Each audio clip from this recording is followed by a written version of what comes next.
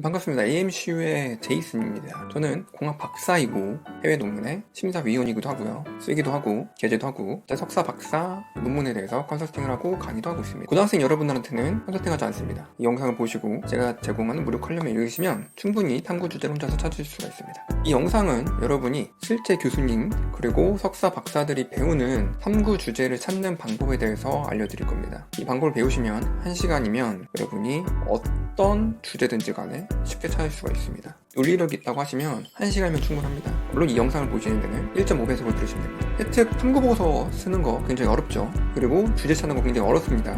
이해합니다. 제가 상담을 해보면 글 쓰는 거 힘들다고 우시는 분들도 있어요. 글을 못 쓰는 건 여러분 잘못이 아닙니다. 우리 정규교육 과정에서 대학생 때까지 글을 쓰는 방법에 대해서 제대로 가르쳐주질 않습니다. 그래서 여러분이 글을 못 쓰는 건 너무나 당연한 얘기고, 그래서 스트레스 받지 마시고요. 여러분이 보고서 쓸 때 가장 먼저 해야 되는 게 주제 찾는 겁니다. 또한 여러분이 가장 어려워하는 게 주제 찾는 거고, 여러분이 주제를 찾고 싶어서 하는 게 뭔가요? 블로그 검색하는 거, 유튜브 검색하는 거. 명문대 나오신 분들은 그러니까 창의 1% 이내죠. 그런 말을 여러분 좀 들으시면 안 돼요. 왜냐면 그분들은 원래 잘하는 분들이고 원래 잘하는 학생이에요. 그분들은 어릴 때부터 책을 많이 읽고 과목에 대한 이해도가 높기 때문에 그냥 좀만 보면은 다 이해합니다. 혼자서 획득, 보고서, 주제 다 찾아낼 수 있어요. 원래 뛰어난 학생이니까. 근데 대부분은 그렇지가 않다는 거죠. 특히나 여러분이 영상을 보고 있다는 것 자체가 혼자서 할 수 없다는 거기 때문에 그분들을 보고 따라한다고 하면은 좀 적용하기가 많이 힘드실 겁니다. 그분들이 말하는 대표적인 내용이 뭔가요? 뉴스 기사 보세요. 학과 사이트 보세요. 또 뭐죠? 온라인 강좌 들으세요. 학술 연구 정보 사이트 들어가서 논문 찾아보세요. 물론 거기 가면 제 논문이 있기도 하지만 그분들 말대로 따라해서 여러분만의 주제 찾을 수 있었나요? 못 찾습니다. 논리력이 좀 없기 때문에 이건 인정하셔야 돼요.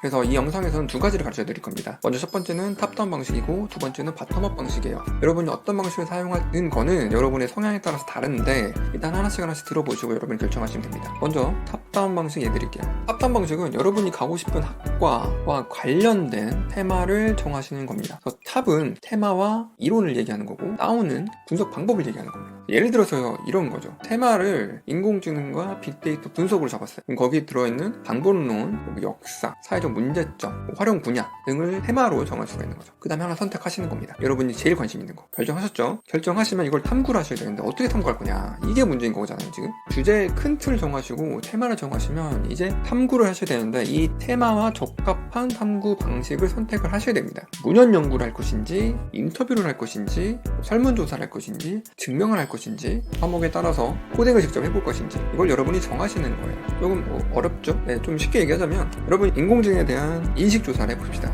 인공지능에 대한 인식조사를 한다고 하면 테마를 자율주행 자동차의 인식조사를 해주시고요. 분석 방법을 교과목에 따라서 문헌연구, 전문가 인터뷰, 설문조사, 수학식 공부, 토론 등을 고르시는 겁니다. 이해되시죠? 만약에 여러분이 수학 과목의 세트, 탐구 주제를 정할 거예요. 테마를 여러분이 이해하기 쉬운 인공지능, 알고리즘 선택하는 겁니다. 선택하셨죠? 그럼 이거를 분석 방법을 정하셔야 되는데 뭐로 정하냐? 확률, 그리고 통계 쪽을 사용할 것인지, 정확히는 확률이지만 미분, 적분 쪽으로 적용할 것인지, 아니면 지수로그 쪽, 아니면은 기하, 벡터, 행렬 쪽을 적용해가지고 탐구를 한다든지, 그걸 정하는 겁니다. 이 알고리즘에 제일 적합한 탐구 방식을 정하는 거죠. 이렇게 해야지만 여러분이 교과서 연계가 되는 겁니다. 이렇게 되면은 어떤 테마든지 간에 결국 분석 방법만 여러분의 교과서에 나온 거라고 연결을 시키면 되기 때문에 좀 편하게 접근하실 수가 있다는 거예요. 이해되시죠?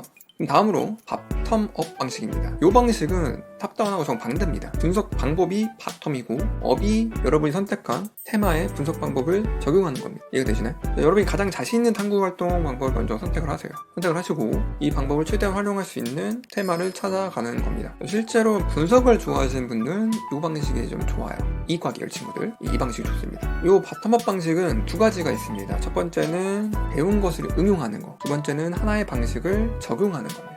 좀 어렵죠? 네, 근데 하나씩 설명드리면 좀 쉬울 거예요. 종줄 놓으시면 안 돼요. 첫 번째, 배운 것을 응용하는 거. 수업 시간에 배운 내용을 테마에 적용하는 겁니다. 미분을 수업 시간에 배웠어요. 미분이 자신 있어요. 그럼 인공지능에 미분이 어떻게 사용되는지를 하나 콕 찾아가지고 사용하는 겁니다. 확률에 자신 있으면 인공지능에 어떤 확률 분포가 사용되는지, 어떤 확률과 관련된 함수들이 사용되는지 분석해보는 겁니다. 둘째, 하나의 방식을 다양한 분야에 적용시키는 거. 위에서 말했지만 이 탐구 방식이라는 게 굉장히 많습니다. 하나만 콕 집어서 얘기 드리기가 굉장히 어려운데 매일 사람마다 다르기 때문에 일단 여러분이 제일 보편적으로 하는, 문과에서 제일 보편적으로 하는 설문조사에 대해서 얘기를 해버리도록 할게요.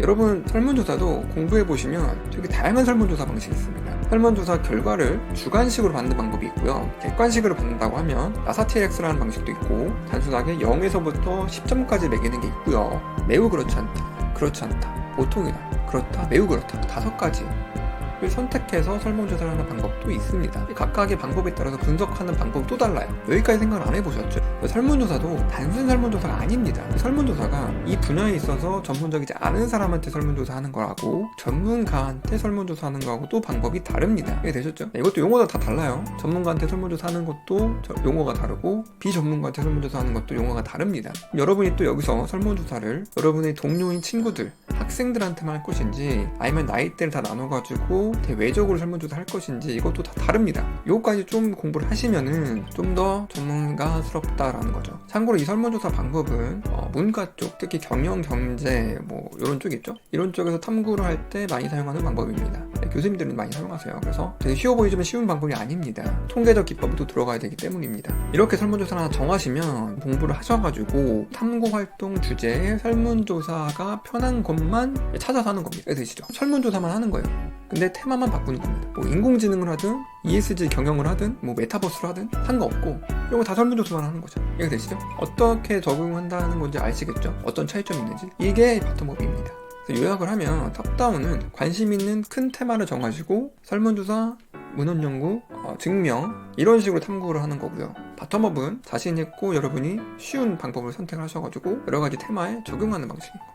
좀 어려우실 수가 있으니까 마지막으로 인공지능 안에서도 딥러닝을 주제로 한번 해봅시다. 여러분 단순하게 막연하게 인공지능 안에서 딥러닝으로 탐구 주제를 찾으려고 하고 오시면 이건 답이 없습니다.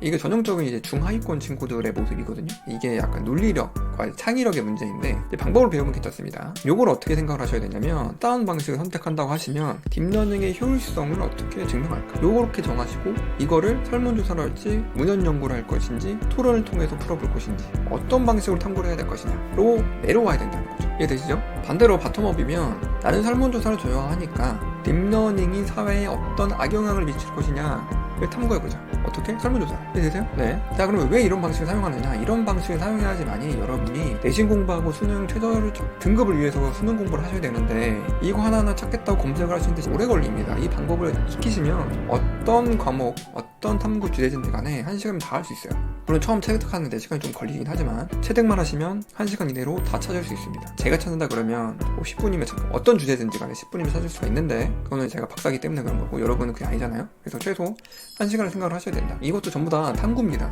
여러분 너무 이제 쉽게 생각하시면 안 돼요. 그래서 이 탑다운 방식, 바텀업 방식은 여러분의 개인 성향에 따라서 선택을 하시면 되는 거고 처음에는 분명 어렵습니다. 어렵지만 한 번만 딱 해보시면 찾는 게 굉장히 쉬울 겁니다. 이 부분에 대해서 궁금한 적이 있으시면 댓글을 달으시거나 아니면은 더보기란에 제 무료 칼럼이 적혀 있습니다. 거기서 보시고 다시 확인해 보시고 어려우시면 나중에 제 강의를 들으시면 됩니다. 여기까지 AMCU의 제이슨 박사였고요. 구독과 좋아요는 사랑입니다. 감사합니다.